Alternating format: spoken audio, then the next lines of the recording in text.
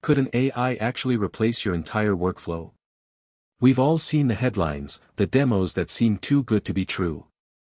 But today, we're not just talking about AI for writing emails or generating blog posts. We're talking about a platform that promises to handle everything, from ideation and research to content creation, editing, and even scheduling. Is it finally here? The AI that makes your entire work process obsolete?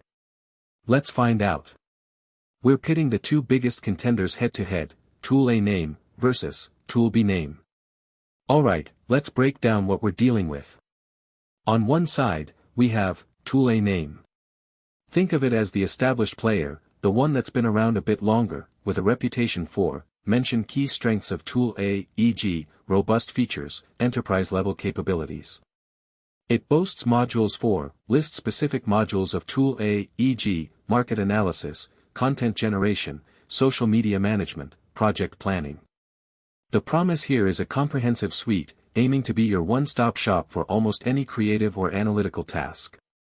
On the other side, we have Tool B name.